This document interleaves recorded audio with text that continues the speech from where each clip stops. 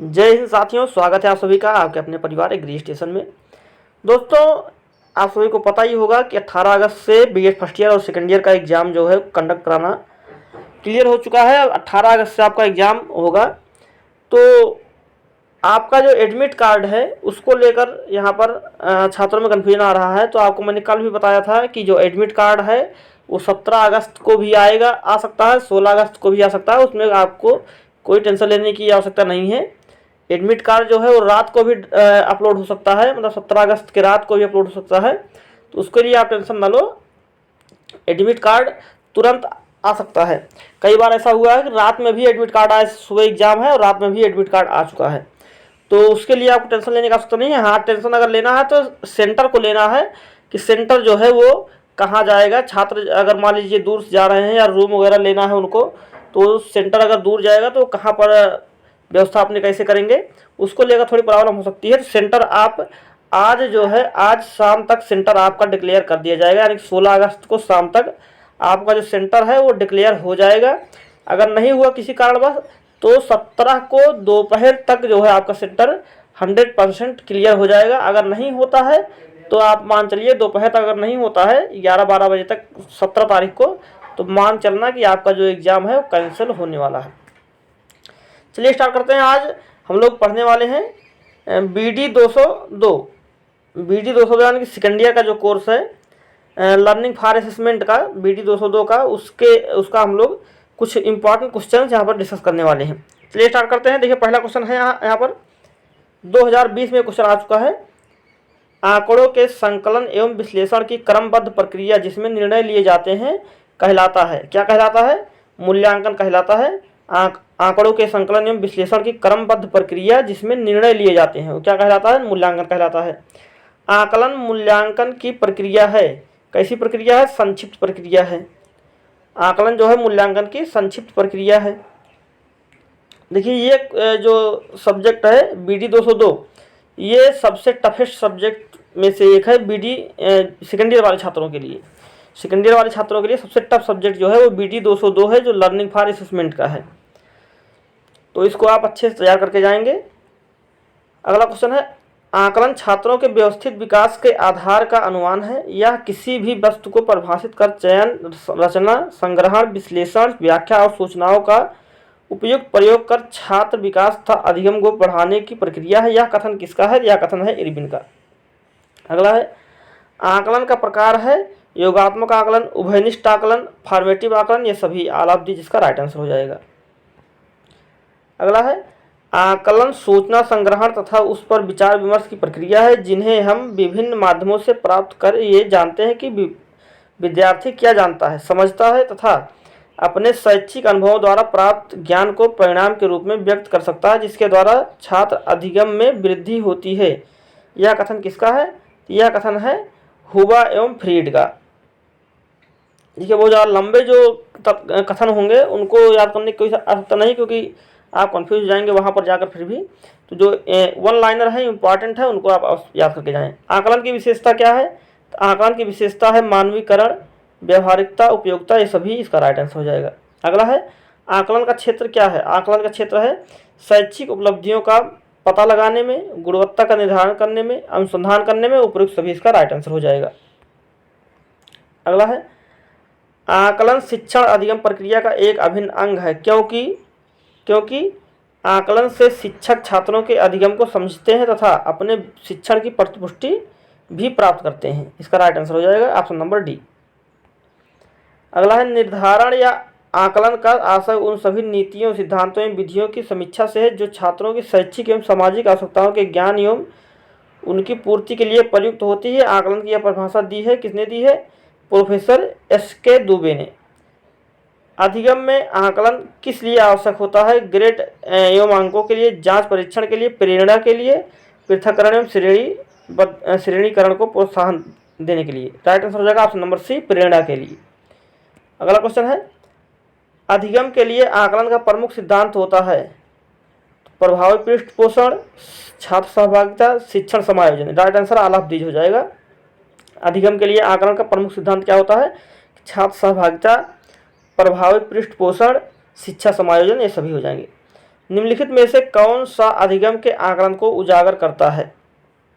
तो अधिगम के आकलन को उजागर करता है, शिक्षक छात्रों की चिंतन प्रक्रियाओं पर ध्यान देने के अलावा उनकी अवधारणात्मक समझ का भी आकलन करता है।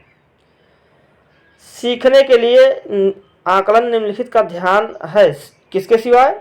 छात्रों की आवश्यकता के सिवाय जो है उस आकलन, सीखने के लिए आकलन जो है उस छात्रों की आवश्यकताओं के अलावा सभी काम करता है, जिसे छात्रों की त्रुटियों को दूर करता है, छात्रों की क्षमताओं को पता लगाता है, छात्रों की अधिगम शैलियाँ पता लगाता है। आकलन का पैमाना है, तो आकलन के पैमाने नामित, कर्मिक, अंतराल, ये सभी क्या है? आकलन के पैमाने हैं। आकलन की विशेषता क्या है? आकलन की विशेषता है विश्वसनीयता, वैधता, मानकीकरण, ये सभी आकलन की विशेषताएं हैं। मापन का सबसे ऊंचा स्तर कौन सा है? याद रखेंगे, मापन का सबसे ऊंचा स्तर जो है वो अनुपात स्तर है, और वहीं पर सबसे नीचा स्तर की बात करें तो सबसे नीचा स्तर नामित स्तर है। नैदानिक थर्मामीटर उदाहरण है, किसका उदाहरण है? कर्मिक मापनी का, सम अंतराल मापनी का।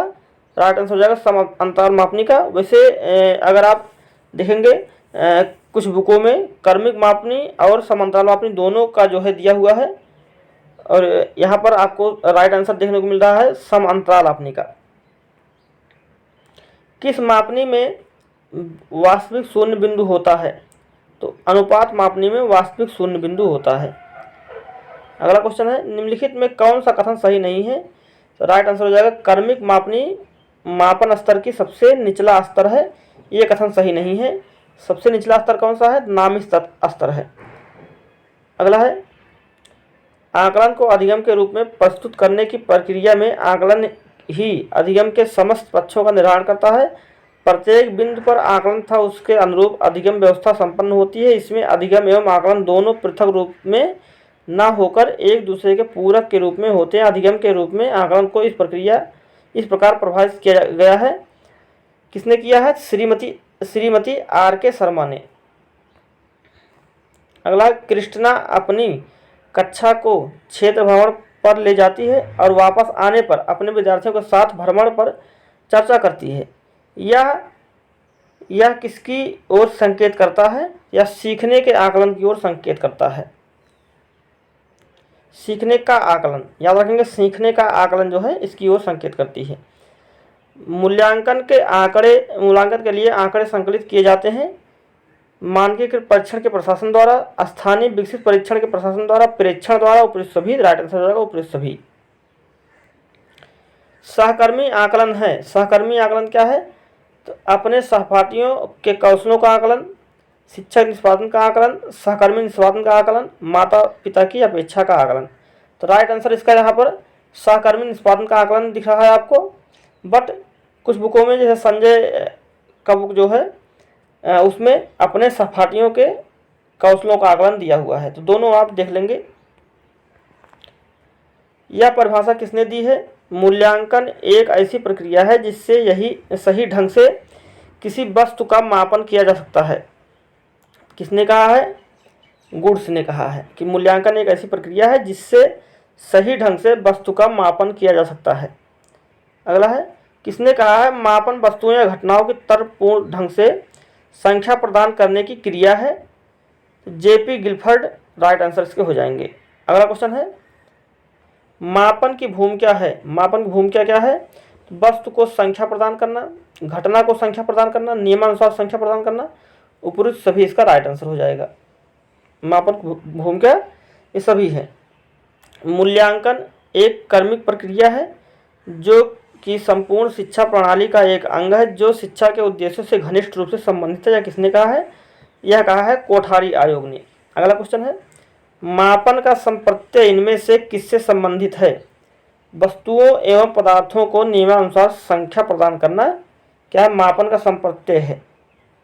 मूल्यांकन होता है गुणात्मक एवं मात्रात्मक दोनों।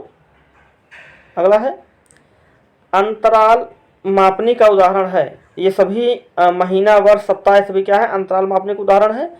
वहीं पर अगर घड़ी की बात करें, घड़ी क्या है? घड़ी भी अंतराल मापनी का उदाहरण है। सत्य शून्य बिंदु विद्यमान रहता है, किसमें रहता है?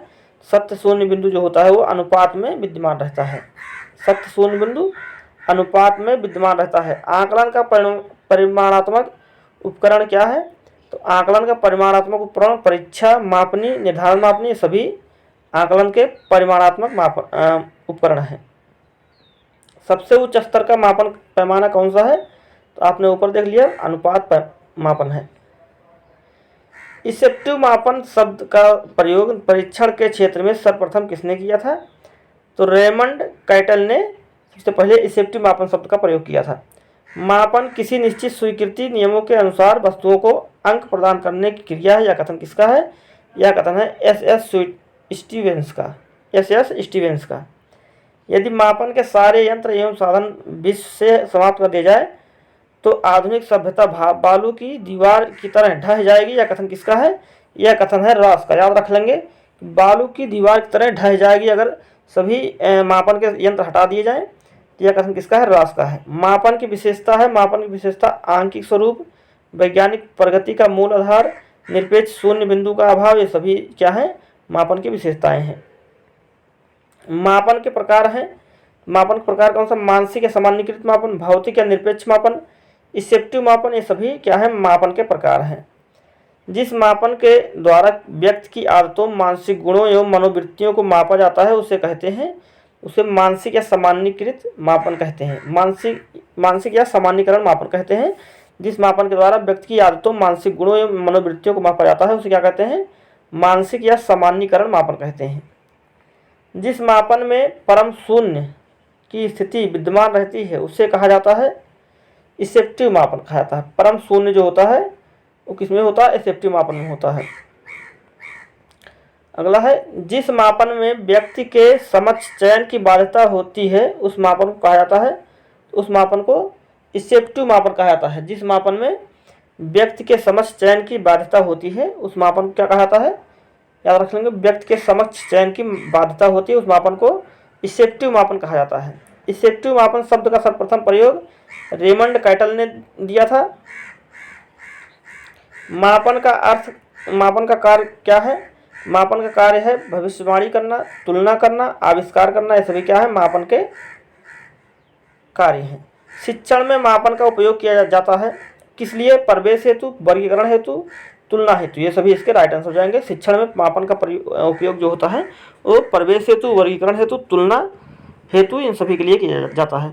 मापन का महत्व क्या है? मापन का महत्व शिक्षकों को शिक्षण हेतु प्रोत्साहन देना, पाठ्यक्रम एवं शिक्षण विधियों में सुधार लाना, छात्रों की योग्यता एवं कुशलताओं की जांच करना, ये सभी जो है सभी में मापन का महत्व है। मूल्यांकन का शाब्दिक अर्थ क्या है? मूल्यांकन का शाब्दिक अर्थ होता है मूल्य का अंकन। मूल्यांकन हमें यह बताता है कि बालक ने किस सीमा तक किन उद्देश्यों को प्राप्त किया है। यह कथन किसका है? डांडेकर का। याद रखेंगे कि मूल्यांकन क्या बताता है कि बालक जो है किस सीमा तक किन उद्देश्यों को प्राप्त कर चुका है। यह कथन किसका? डांडेकर का है। अगला है, मूल्यांकन की विशेषता है। मूल्यांकन की विशेषता क्या है? यह लगातार चलने वाली प्रक्रिया है। सही बात है। यह शिक्षण अधिगम परिणामों को परिमाणात्मक एवं गुणात्मक दोनों तरह से प्रस्तुत करता है। यह व्यापक प्रत्यय है। सभी आलाप दी, जिसका राइट आंसर हो जाएंगे। नेक्स्ट क्वेश्चन है, मूल्यांकन के क्षेत्र के अंतर्गत व्यक्ति के व्यक्तित्व का कौन सा पक्ष आता है? तो व्यक्ति के व्यक्तित्व का कौन सा पक्ष आता है? मूल्यांकन के क्षेत्र के अंतर्गत ज्ञान आता है, बोध आता है, सूचना आता है, ये सभी जो है वो मूल्यांकन के क्षेत्र के अंतर्गत आते हैं। मूल्यांकन का कार्य क्या है? मूल्यांकन कार्य छात्रों का वर्गीकरण करना, शिक्षण व्यूह रचना का विकास कराना, बालकों की व्यक्तिगत विभिन्नताओं का पता लगाना, ये सभी जो है क्या है? मूल्यांकन के कार्य हैं। मूल्यांकन प्रक्रिया का सोपान है। मूल्यांकन प्रक्रिया का सोपान क्या है? शिक्षण उद्देश्यों का निर्धारण एवं परिभाषीकरण करना, उद्देश्यों की प्राप्ति हेतु सीखने के अनुभवों को उत्पन्न करना, व्यवहारिक परिवर्तन के आधार पर मूल्यांकन करना, ये सभी क्या है? मूल्यांकन प्रक्रिया के सोपान हैं। अगला क्वेश्चन है, मूल्यांकन का शिक्षण में महत्व है। मूल्यांकन में शिक्षण में महत्व क्या है? मूल्यांकन का उद्देश्यों की प्राप्ति में सहायता। सही बात है। विशिष्ट उद्देश्यों की प्राप्ति में सहायक, मूल्यांकन पुनर्बलन के रूप में कार्य करना, ये सभी जो है वो मूल्यांकन का शिक्षण में सभी का महत्व है। आकलन के कुल पैमाने कितने हैं? तो आकलन के कुल 4 पैमाने हैं। आकलन कितने पैमाने हैं? 4 पैमाने याद रखेंगे। आकलन का सबसे निम्न स्तर कौन सा है? निम्न स्तर नामित मापन है। आकलन उपकरण को बचाने वाले घटक क्या हैं? आकलन उपकरण को बनाने वाले घटक जो हैं उस संदर्भ एवं आकलन की शर्तें, छात्र को प्रशासित किया जाने वाला कार्य, छात्र द्वारा एकत्रित साक्ष्यों की रूपरेखा, ये सभी जो है आकलन उपकरण को बनाने वाले घटक हैं। सतत मूल्यांकन का उद्देश्य होना चाहिए सीखने में होने वाली कमियों का निदान और उपचार। सत्रांत पर किया जाने वाला मूल्यांकन कौन सा है? सत्रांत पर किया जाने वाला मूल्यांकन जो है वो संकलनात्मक मूल्यांकन जो है वो सत्र के अंत में किए जाने वाला मूल्यांकन है। सत्र के अंत में किए जाने वाला मूल्यांकन क्या है? तो संकलनात्मक मूल्यांकन है। और संरचनात्मक मूल्यांकन क्या है? वो हर चैप्टर के अंत में किया जाता है। विज्ञान में मूल्यांकन सभी क्रियाकलापों का एकीकृत भाग होना चाहिए। मूल्यांकन अनुरूप है, किसके अनुरूप है? तो विधि के अनुरूप है। मूल्यांकन विधि के अनुरूप है। मूल्यांकन के प्रकार हैं, दोनों राइट आंसर हो जाएंगे, परिमाणात्मक और गुणात्मक दोनों। परिमाणात्मक मूल्यांकन के प्रकार में शामिल है मौखिक, लिखित, प्रयोगात्मक, सभी जो है वो परिमाणात्मक मूल्यांकन के प्रकार में शामिल हैं। मौखिक, लिखित एवं प्रयोगात्मक परीक्षा तीनों। अब परिमाणात्मक मूल्यांकन में मापते हैं, तो किसको मापते हैं? आंकिक चीज़ों को मापते हैं। परिमाणात्मक में आंकिक चीज़ों को मापते हैं। यहीं पर गुणात्मक में गुणों को मापते हैं। भारत में शिक्षा के क्षेत्र में मूल्यांकन का कार्य प्रारंभ हुआ था 1960 में प्रारंभ हुआ था। यह कथन किसका है? मूल्यांकन करना किसी वस्तु या प्रक्रिया के महत्व को निर्धारित करता है। यह कथन है एडम्स का। मूल्यांकन करना किसी वस्तु या प्रक्रिया के महत्व को निर्धारित करता है, एडम्स का कथन है। सतत एवं व्यापक मूल्यांकन में व्यापक मूल्यांकन शब्दावली का तात्पर्य है क्या है? शैक्षिक एवं सशैक्षिक क्षेत्र का मूल्यांकन करना। मूल्यांकन के महत्वपूर्ण बिंदु क्या हैं? मूल्यांकन के महत्वपूर्ण बिंदु शैक्षिक उद्देश्य, अधिगम अनुभव, व्यवहार परिवर्तन, ये सभी क्या है? मूल्यांकन के महत्वपूर्ण बिंदु हैं। बच्चों का मूल्यांकन होना चाहिए किसके द्वारा? सतत एवं व्यापक मूल्यांकन द्वारा जो है बच्चों का मूल्यांकन होना चाहिए। अगला है मूल्यांकन का उद्देश्य क्या है? मूल्यांकन का उद्देश्य है निर्णय। मूल्यांकन का उद्देश्य क्या है? निर्णय है। शैक्षिक विकास में मूल्यांकन का अर्थ है, शैक्षिक विकास में मूल्यांकन का अर्थ क्या है? ज्ञान क्षमता का मूल्यांकन करना। शैक्षिक विकास में मूल्यांकन का अर्थ क्या है? ज्ञान क्षमता का मूल्यांकन करना। अगला क्वेश्चन था, सतत और व्यापक मूल्यांकन की योजना में व्यापक शब्द के अलावा निम्नलिखित के द्वारा समर्पित किया जाता है बहुबुद्धि सिद्धांत, सूचना प्रकरण सिद्धांत। तो इसका राइट आंसर हो जाएगा सूचना प्रकरण सिद्धांत जो है। दोस्तों आज के लिए इतना ही रखते हैं इस वीडियो के माध्यम से। नेक्स्ट वीडियो में फिर मिलेंगे। अगर वीडियो आप सबको पसंद आया हो तो वीडियो को लाइक करें, दोस्तों से शेयर करें और चैनल को सब्सक्राइब करना बिल्कुल ना भूलें। चलिए नेक्स्ट वीडियो में फिर मिलेंगे, तब तक के लिए नमस्कार, जय हिंद, जय भारत।